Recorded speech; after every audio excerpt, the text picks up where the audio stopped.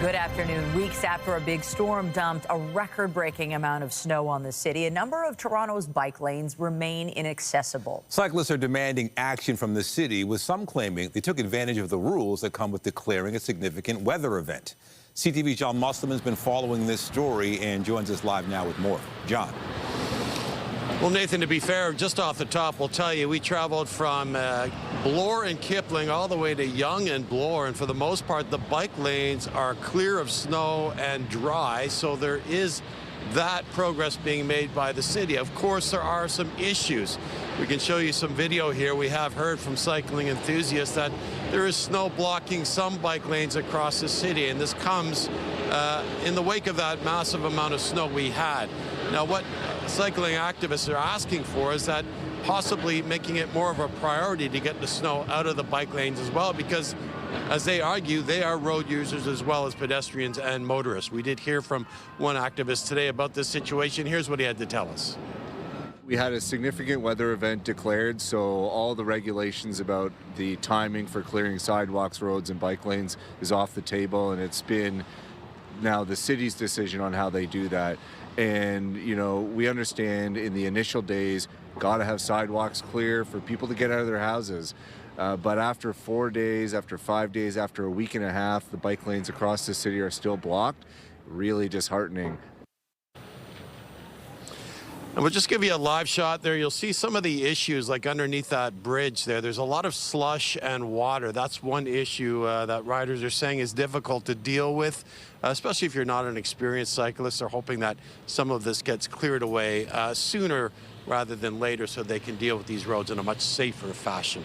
Reporting live, I'm John Musselman. I'll send it back to you. Thank you, John. Toronto police say more than 21,000 tickets were issued to drivers who parked on snow routes following record-setting storms in January. The tickets are bringing in millions in revenue for the city, but some residents say they were left without any choice of where to park due to the slow pace of snow clearing. CTV's Denis reports. Snowplow operators weren't the only ones busy after January's record snowstorms. Bylaw officers were also out in force, issuing nearly $2.2 million in tickets between January 15th and January 30th. Our customers, they're coming in and they're trying to park and even just drop off parents and stuff. And by the time they've come in here and dropped them off, they've already got tickets. From January 15th to the 19th and again from January 25th to late this afternoon, the city declared what are known as a major snowstorm condition and significant weather events. That means no parking on streets marked as snow routes to allow for snow removal. Offenders face fines between $100 and $500. To me, it's like a cash grab. Barry Pichot lives on Howard Park, one of the designated routes. The paying would have been okay if we would have got the service at least. We all moved our cars, and then the snow removal never came for over a week. Meanwhile, on St. Clair West, there was no one removing snow fast enough, right? The snow was piled up. It was a one lane on St. Clair for a really long time. With no parking outside her Regal Heights bakery for more than 3 weeks, the operator of Dom Mendez says they lost 20 to 30% of business. The customers had nowhere to park. It would have been better if it was taken care of like a little bit more urgently. While Dom Mendez lost a lot of money, the city stands to make millions. Figures aren't available beyond January 30th yet, but in the latter half of last month, more than $21,100 fines were issued to people parked on snow routes, and more than 150 other tickets were issued, including close to $7,500 tickets for blocking or impeding the passage of a streetcar on a snow route. I think it's ridiculous. Toronto, we live in Canada, we have snow. If the city can't deal with it in a reasonable time period, they shouldn't be charging us for it. In its defense, however, the city says Toronto received about 90 centimeters of snow during January storms, and crews faced a huge task, hauling nearly 300,000 tons of snow to designated storage sites. While the declarations are over, the city reminds people that they still can't park where the temporary orange snow removal signs are posted, or you'll still face fines or get towed. Janice Golding, CTV News. Meanwhile, Toronto City Council voted yesterday to approve Mayor Chow's 2026 budget. It features a 2.2% property tax hike, which is lower than previous years. Critics say the mayor is hoping to shore up support in an election year. Mayor Chow says the spending plan is aimed at making life more affordable. She also waived the 10-day waiting period where she had the option to veto the budget, meaning it is officially considered final. Time now for a live look at the city this afternoon. Flurries in the forecast today, but milder winter temperatures continue, which is a welcome change for many, especially if you're outdoors skating this hour. Not much in the way of sun, but I think positive territory, Lindsay Morrison, is a wonderful thing. Yeah, well, it sure is, Michelle. It's the talk of the town right now, just how much more comfortable it feels out there for anybody who's had to venture out the last day or so. Right now, it is 0 degrees at Pearson Airport. So, yes, there's a whole lot of melting starting to happen out there. And maybe you don't quite need the really intense winter jacket today if you're venturing out. Just about everyone else, though, still slightly below freezing.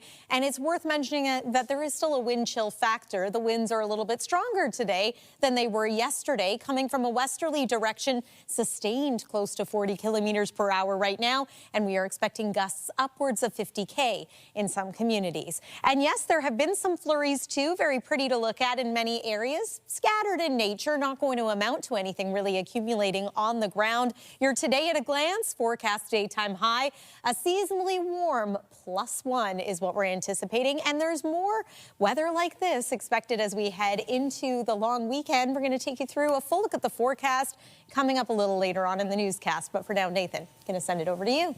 Thank you, Lindsay. A firefighter was taken to hospital after battling a fire at an Etobicoke auto body shop. Emergency crews were called to a building on Tupper Avenue near Horner and Kipling just after midnight. They were able to get the heavy flames under control, but one firefighter was taken to hospital with minor injuries. Toronto Fire says no one was in the building when the blaze broke out, and they're still looking into a possible cause. No injuries have been reported following a house fire in Brampton. We had a single alarm respond to this call on arrival. Heavy fire and smoke showing from the garage. Crews commenced an aggressive attack. Currently, the fire is under control, and no injuries are reported. Flames broke out at the home in the area of McLaughlin Road and Highway 407 around 4:30 a.m. Emergency crews evacuated the residents and neighboring homes. The cause of this fire is still under investigation. Peel Police are searching for a driver following a rollover in Mississauga. It happened around 7:45 near John Street and here, Ontario. Police say a vehicle flipped over and the driver ran from the scene. So far, there's been no word on any injuries. Police are asking anybody with information to come forward. A man wanted in connection with a fatal shooting in Brampton 2 years ago has now been taken into custody. 41-year-old Winardo Winteria Morris was the subject of a Canada-wide warrant. He was arrested Monday and has been charged with first-degree murder in the death of 43-year-old Dane Gordon. Gordon died in hospital after being shot on May 11th of 2024 in the area of Kennedy Road and Stafford Drive. A new report indicates the number of vehicle thefts in Canada is declining. According to Equity Association, nearly 47,000 auto thefts were reported last year, and that's an 18% decrease compared to last year and a 33% drop compared to 2023. However, the group says the financial impact of the crime remains high, with insurance claims reaching an estimated $900 million in 2025. Equity also says more than a third of vehicles reported stolen last year were never recovered. Still to come on CTV News at noon, reaction is pouring in from across the country and around the world following a mass shooting at a BC high school. We'll have the latest on the investigation a little later in the newscast. But first, Canada is looking to add to its medal count at the Milano Cortina Winter Games. CTV's Scott Hurst has been tracking Team Canada's performance and joins us now with more. Scott, so far today, of course, another big day.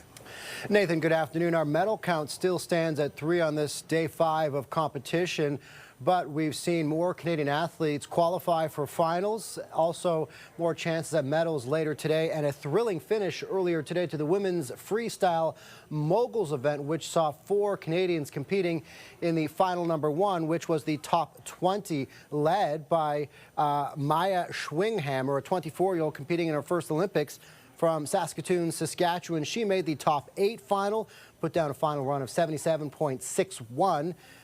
Fortunately, not good enough for the podium. That landed her in 5th. Other Canadian athletes competing in the moguls final: Lauriane Desmarais-Gilbert, Ashley Kohler, and Jessica Linton.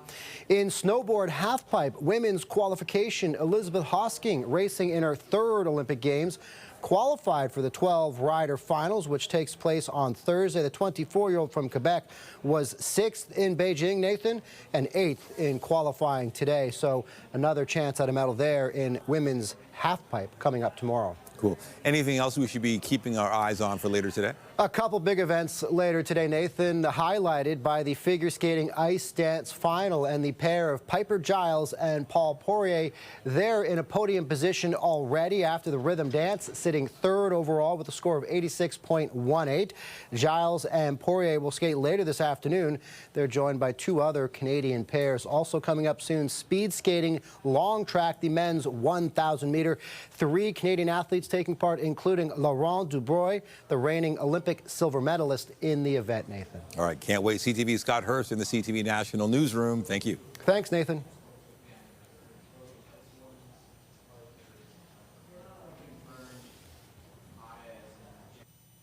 Canada secured a silver medal on the speed skating track yesterday, and there are more skating events to come. Now, there's growing concern about the poor condition of the ice. CTV's Heather Butts has the details from Milan. Canada's short track speed skating team raced their way to a silver medal here at the Games on Tuesday in the mixed relay. Certainly a very exciting moment for the team. They were thrilled by the result and, more importantly, excited to share in this together after training so hard as that tight-knit unit. But it was speaking with the athletes after the event that we started to learn a little bit more about the condition at these venues. Canada's Stephen Dubois was asked about his crash in the men's 1,000-meter qualifying round, and he said it's bad ice, and he's not the only one. We're also hearing from some American athletes who have said this ice is soft and it's slushy. They say it's figure skating ice, and it is important to note figure skaters and short track speed skaters are using the same venue here, and the Ice Masters only have a couple of hours in between events to change the condition of the ice. Of course, the ice needs to be a different temperature, a different firmness for different sports. The temperature of ice is fairly soft for figure skating. They wanted warmer ice. It's more suitable for their technique and softer landing. And then there's a different temperature for hockey ice. That needs to be quite hard. And short track speed skating, well, they like it to be a thinner, colder ice. The colder the ice, the faster the athletes will go. So initially it was thought to be some equipment issues, but it is perhaps the Olympic venue now that some of these athletes are pointing to. We put this question to Olympic officials this morning. They said they are aware of some issues, but they seem to brush it off and say that their ice master is out all day, constantly checking the temperature and the condition of the ice. One Olympic official saying they've even received compliments about the field of play at their venues. Stephen Dubois said he felt it's really unfair when you train and skate your hardest and then simply the ice doesn't hold, though he does admit that all athletes are skating on the same ice, so that in itself is perhaps fair. He says that he hopes that officials will be able to perfect this ice in the coming days, though now they know what they're working with, and Team Canada was certainly able to handle it well and claim that silver medal. Heather Butts, CTV News, Milan. Now to Arizona, where police have reportedly released a man detained for questioning in the search for Nancy Guthrie, mother of Today Show host Savannah Guthrie. Authorities say the man was detained during a traffic stop in the small town of Rio Rico, just south of Tucson. A home was also searched as part of the effort, but CNN is reporting he has since been released. A man who identified himself as Carlos says he was the person held at the scene for hours. He says he's a local delivery driver. You think you might have delivered a package to Nancy Guthrie's house? I don't know. Might have been a possibility. I don't know. All this happening just hours after the FBI released doorbell camera footage from outside Nancy Guthrie's home taken the night she disappeared. The video shows a masked person wearing gloves and carrying a backpack. Authorities say he was armed with a gun on his waistband. Savannah Guthrie shared those images on social media, writing, "Someone out there recognizes this person. We believe she's still out there. Bring her home."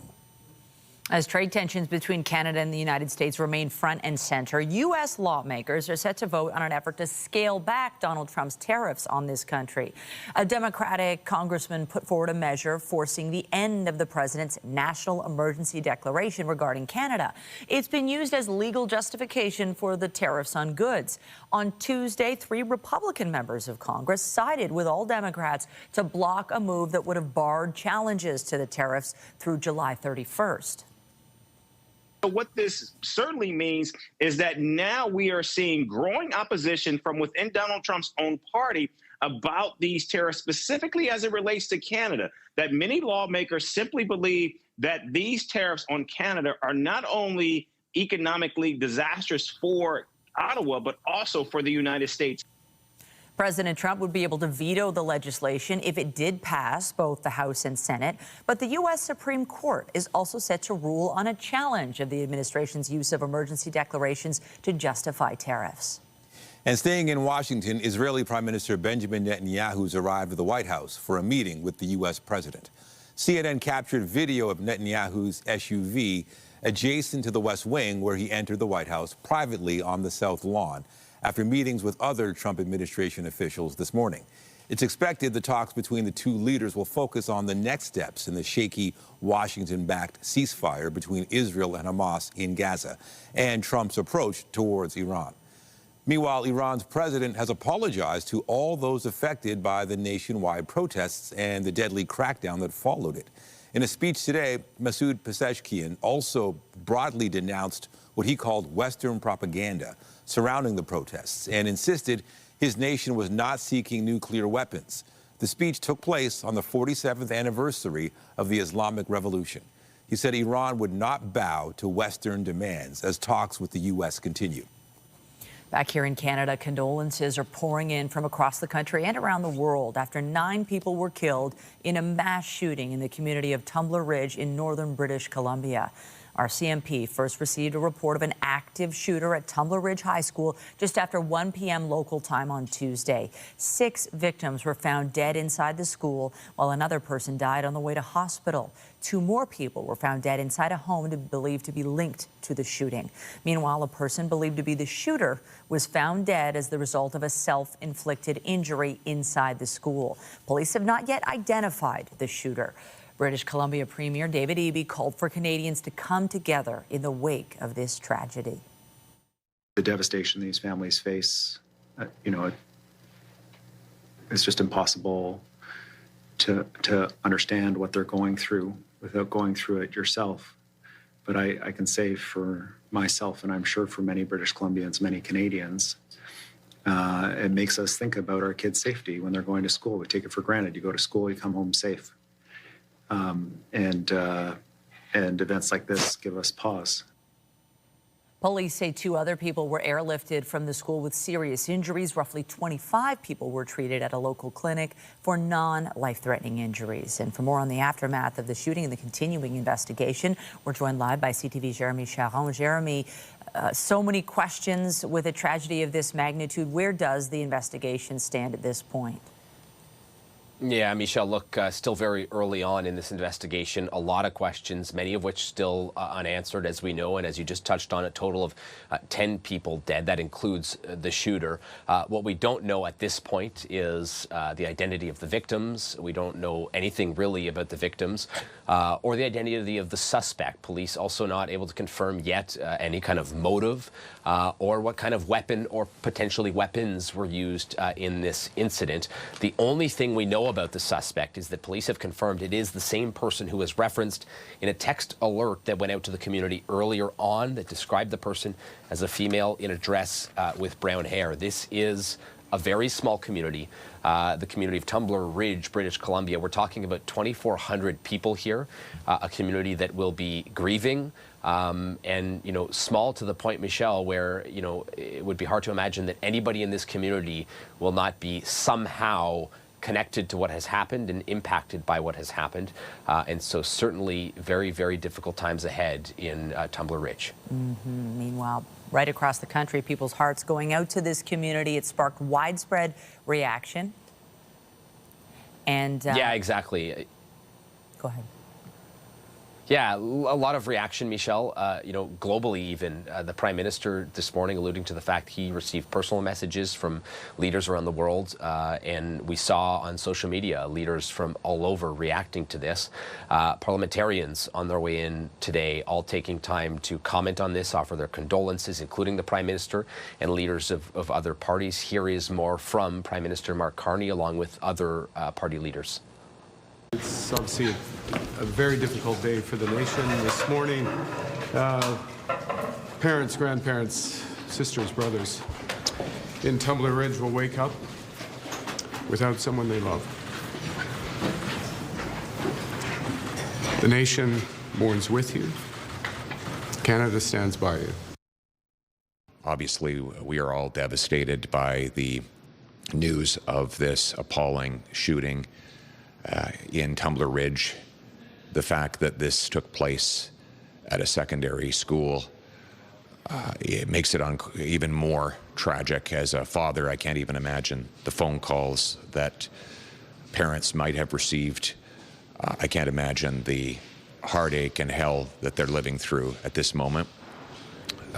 This is a time for all Canadians to unite, to support the families and the community at large.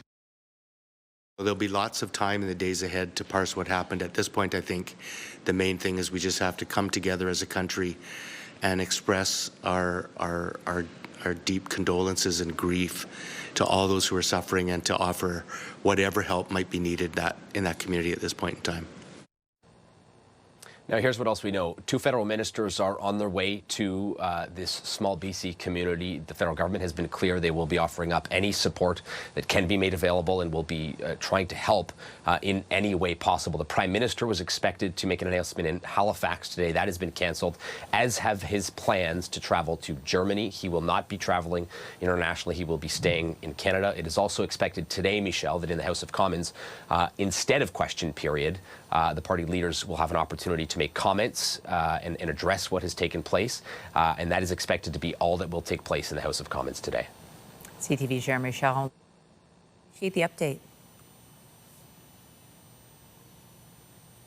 Meanwhile, here in Toronto, Mayor Olivia Chow released a statement which reads in part, "Our hearts are breaking for the people of Tumbler Ridge. Families and loved ones have been forever changed. To the parents, grandparents and siblings who woke up without someone they love, Toronto mourns with you. Canada mourns with you. You are not alone. Tumbler Ridge, Toronto grieves with you. We are with you." Lindsay. Well, yesterday we ended a pretty lengthy streak of temperatures below the freezing mark, 23 days to be exact. Yesterday we climbed all the way to 2.3 degrees at Pearson Airport. Not record warmth, but a welcome change, I think, for many. Seasonal average is -1 degree. So far, the provincial hotspot right now is Windsor, Ontario at 2.3 degrees. Next few days for us are looking seasonably mild. Tomorrow we are going to slip back below the freezing mark, but this weekend, which for many is a long weekend, looks to bring some warmth. In fact, there's one day next week that we could climb all the way to 5 degrees. We'll show you when on the other side of this break here on CTV News at noon.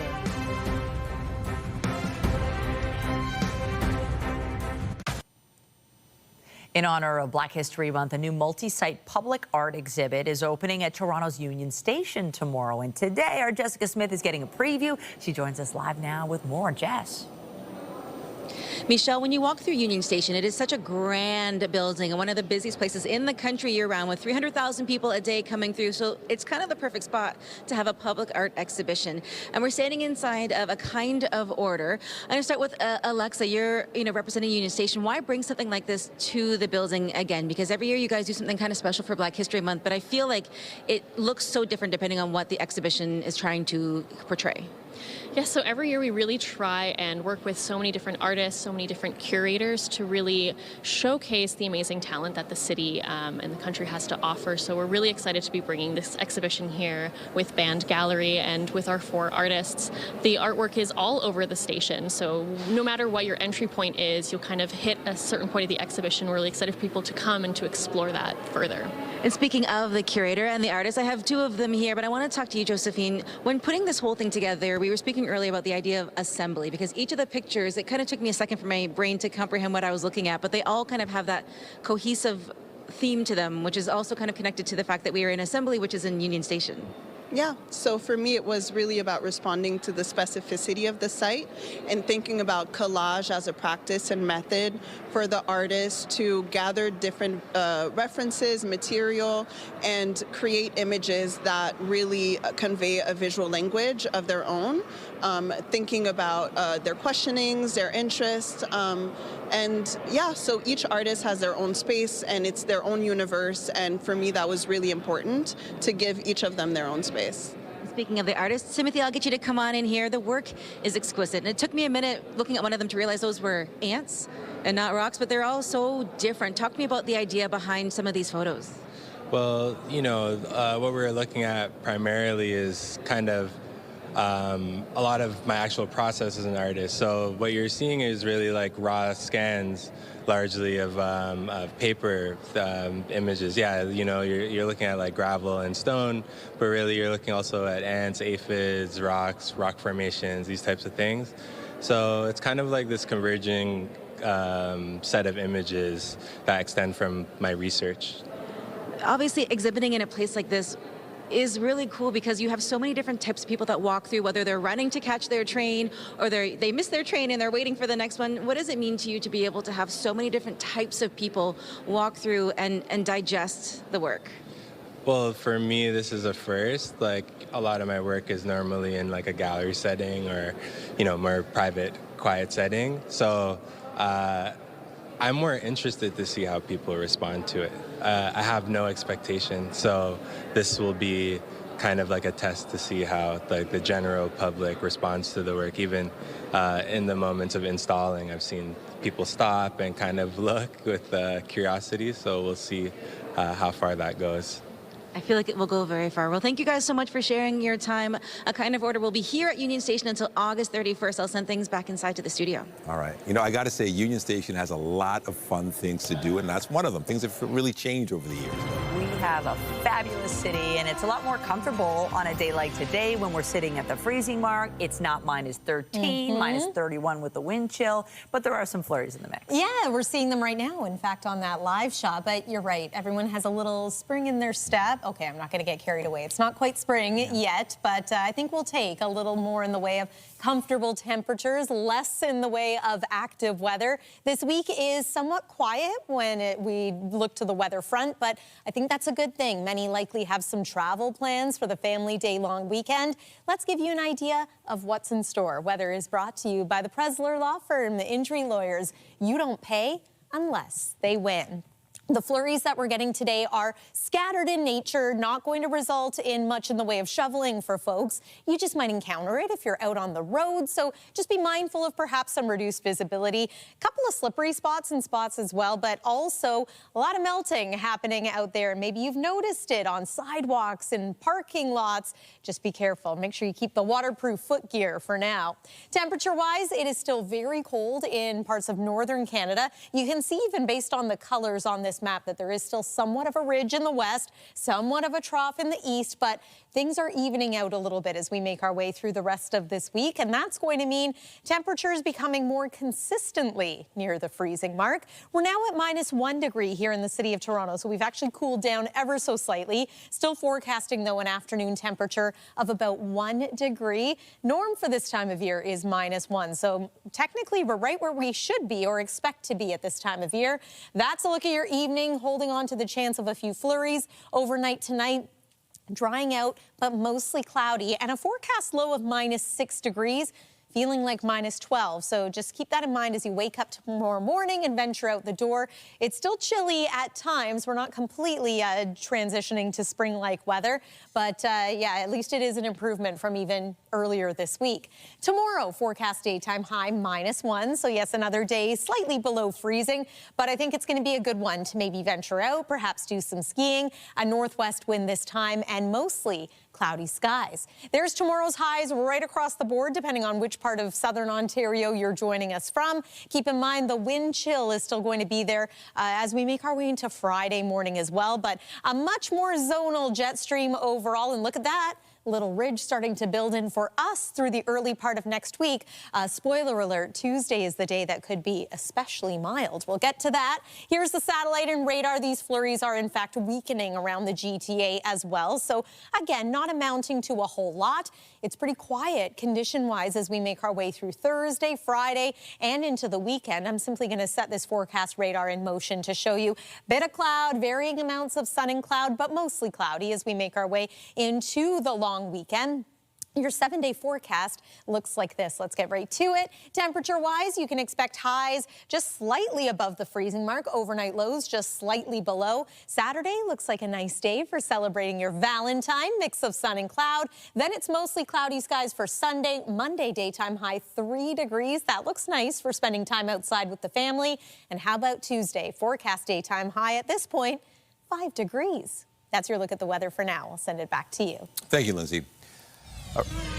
All right, a rally is being held outside the York Region Children's Aid Society in Newmarket this afternoon. Demonstrators are calling for the release of a report into allegations of harassment. It's underway now. Let's listen in. Honest, the Agree report already gave recommendations. They were clear directions.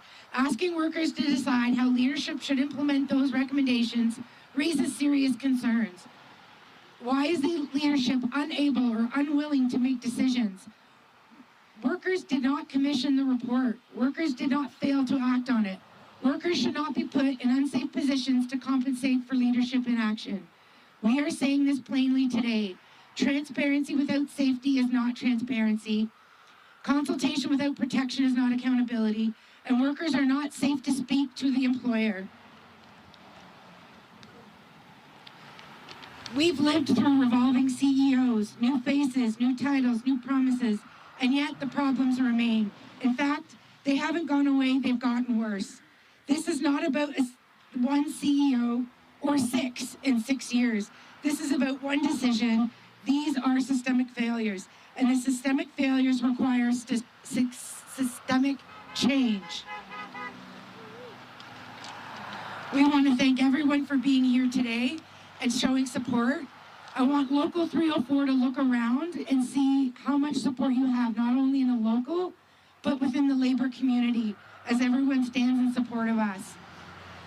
What we need is clear, real accountability, real protection for workers, and leadership practices that stop harm instead of managing it. Now I'm going to turn it over quickly to Andrew. Well, now just another, let's get this crowd more motivated. When I say something, you're going to say, stand up. We're just listening to a rally being held outside the York Region Children's Aid Society in Newmarket, and they're making reference to a third-party report commissioned by the government a little while back, and it was calling for changes, saying that the environment there was toxic and there was a culture of fear. They've hired a new executive director, but they're saying that some of the recommendations have not been implemented. Of course, we'll follow this, and we'll give you an update at 5 and 6 tonight. Still to come, a new initiative at Sick Kids Hospitals looking to leverage AI to improve treatment. We'll have those details when we come back.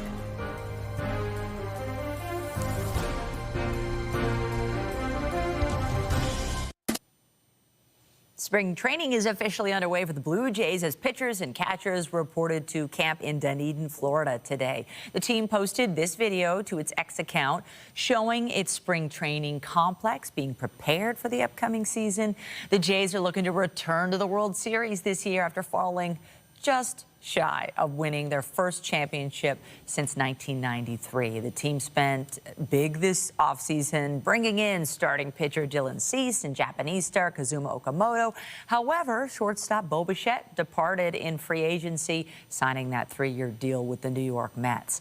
Now, the team has already been bitten by the injury bug, so to speak. The big blow is the loss of outfielder Anthony Santander, who will be out between 5 and 6 months after undergoing shoulder surgery. The 31-year-old appeared in just 54 games last year while dealing with a shoulder injury. Meanwhile, pitcher Bowden Francis will miss the entire season due to Tommy John surgery. Shane Bieber, who exercised a player option to stay with the Jays in 2026, is experiencing forearm fatigue fatigue and will likely not be ready for opening day. The Jays begin their spring training schedule February 21st. And the Raptors will be back on the court tonight to take on the Detroit Pistons. Scotty, this is what makes him so special, leading the break. The team's coming off a 122-104 win over the Indiana Pacers on Sunday. The team will be going for a third straight win before heading into the All-Star break. Tip-off for tonight's game against the Pistons is set for just after 7:30 at Scotiabank Arena. Artificial intelligence is making inroads in medicine, and the Hospital for Sick Children is looking to take advantage of the technology. They want reduced wait times. They want to get to testing faster. They want to get to a diagnosis faster. And the reality is, if we accidentally leave the wrong patient waiting too long, sometimes you can have some tragic and really devastating outcomes. And so at Sick Kids, we've just said, enough is enough. We're going to tackle wait times head on, and we're going to leverage this emerging technology, such as artificial intelligence, to do just that. Tech and Biz for Sick Kids are really a group of individuals. We're extremely passionate about tech and AI and how it can change lives in a very tangible way. With the previous success of our last campaign, Tech for Sick Kids, we raised $8 million to support innovation at the hospital. And so we decided to come back last year with Tech and Biz so we can continue to engage companies of all industries and sizes to support Sick Kids' latest campaign, which is Precision Child Health. Sick Kids Hospital is kicking off a fundraiser aimed at raising $1 million for its new Precision Child Health project. It aims to use AI to reduce wait times, speed up test results, and ease stresses on patients, families, and frontline staff. New home construction in the GTA is set to decline for the next 2 years, according to a report from the Canada Mortgage and Housing Corporation. The report says the slowdown is because of increased costs, weaker demand, and more unsold homes. In Toronto, the decline is tied to a large inventory of condo units, which began construction during the pandemic when interest rates were particularly low. The CMHC says purpose-built rental construction will be the main driver of housing starts in the GTA. A new poll finds a quarter of Canadians say they have been the victims of fraud of extortion. The survey conducted by Leger found the most common forms of fraud are credit card and bank fraud. 54% of respondents say they have been targeted by those kinds of scams. Other scams include phishing, fake websites, or phone and text scams.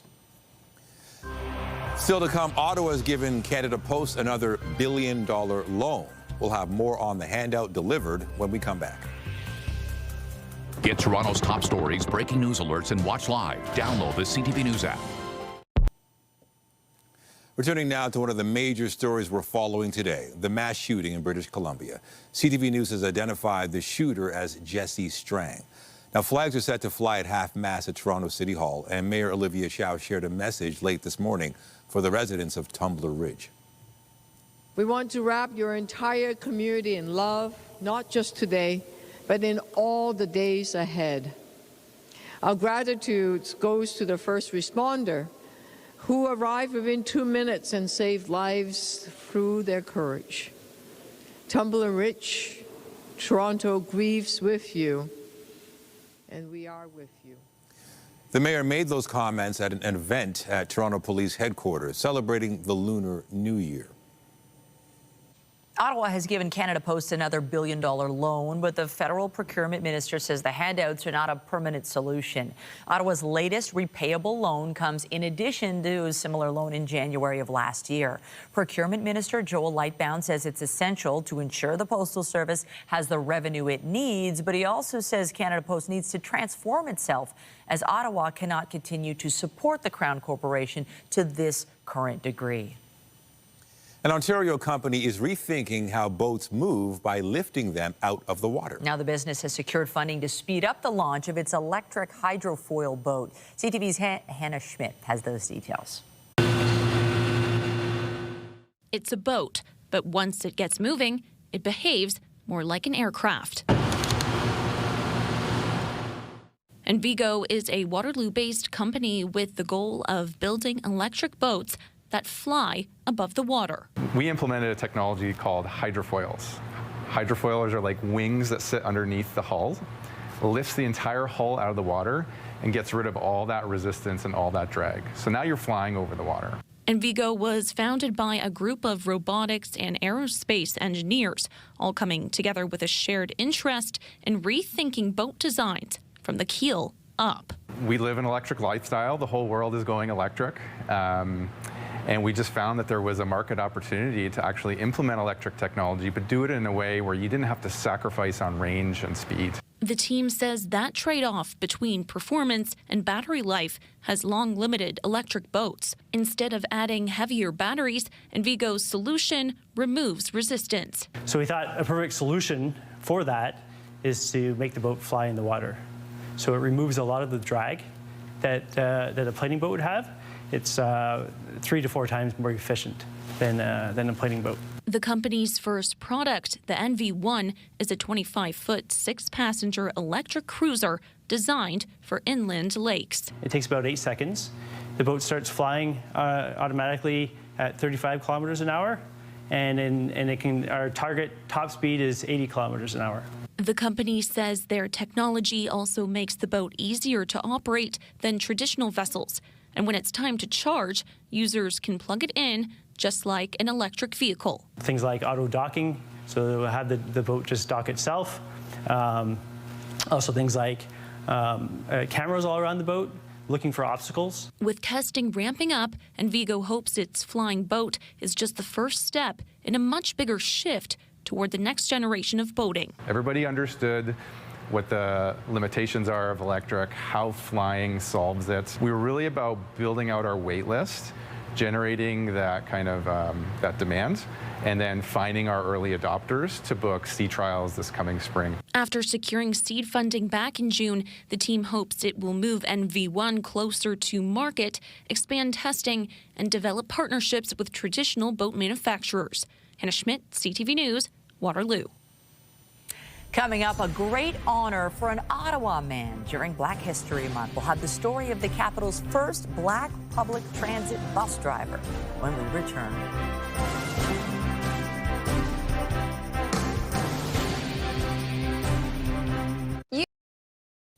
Communities across the country are marking Black History Month, and in Ottawa, they're celebrating a former transit employee. CTV's Peter Sperling spoke with the man who served as the capital's first Black public transit driver. This is the young Winston. Winston Cumberbatch is part of Ottawa's history, paving the way for others. I never thought of that, you know. I just did my job. Hired as a bus operator in 1968, he's being recognized as being the first Black employee of the Ottawa Transportation Commission, now OC Transpo. At that time, there were no Black bus drivers. They were all white. Born in Barbados, he moved to Ottawa from London, England at age 25. One evening, riding a bus in his new city, I said to myself, you know, I would love to do that. He applied and months later was told, "We have checked you out, and I believe you're the one that should start, our first Black employee." And the rest is history. Cumberbatch says transportation management was supportive. I felt very comfortable, really. There were some negative situations, but you know, it never bothered me that much, really, because I know who I am and the way I was brought up by my parents, and I had that confidence that I would be an asset. Bus driver for the first 10 years, then supervisor for the next 20, retiring in 1998. He still remembers his first day behind the wheel. This lady said to me, you know, I'm happy that OTC employed a Black employee because the city must reflect all people. Mayor Sutcliffe honoring Cumberbatch at a City Hall ceremony recently. Very touching ceremony, an opportunity for me to honor him and his family as a leader in our community and as the first Black employee of OC Transpo during Black History Month. At 84, Cumberbatch remembers his time with OC Transpo fondly. I enjoy that, yeah, meeting people and as a young man, you know, to drive this big bus. And, you know, it was a great responsibility. Peter Sperling, CTV News. Great story. So let's talk about that forecast. Things finally seeming normal. Yeah, everything's sort of mellowing out a little bit. It's not as cold. It's not as active. We do have a few flurries flying about outside right now, maybe outside your window, depending on which part of the GTA you're joining us from. But it looks like these flurries are weakening, becoming more disorganized. And as we make our way into the nighttime hours tonight, flurries will be less of a concern. Mainly cloudy skies for today and for tonight. Our forecast overnight low -6 degrees. Still going to feel like -12 as we're waking up tomorrow morning. Hey, we do have a long weekend coming, and perhaps you're going to make it an extra long weekend, perhaps hit the slopes tomorrow. A reminder that it's been an excellent ski season. And there's still plenty of base out there at various resorts across our province. Here is the 7-day forecast, which includes those two, one of them unofficial holidays, but 2 holidays this weekend. Valentine's Day looks lovely, mix of sun and cloud on Saturday with a high of around 1 degree. And then right now it looks like it's going to be mostly cloudy from Sunday through Monday, but daytime highs around 2 and 3 degrees. That's, I mean, what a change compared to all of January, much of December too. And then Tuesday of next week, I've got my eye on 5 degrees, Nathan and Michelle. That sounds pretty good right now, Hard to doesn't believe. it? Yeah. Looks good. And that's it for CTV News at noon. Remember, you can get Toronto's breaking news all day long on CP24 and at ctvnewstoronto.ca. And the whole team here, have a pleasant afternoon. I'm Michelle Dubé. And I'm Nathan Downer. Be sure to join us later for CTV News at 5 and 6. Have a great afternoon.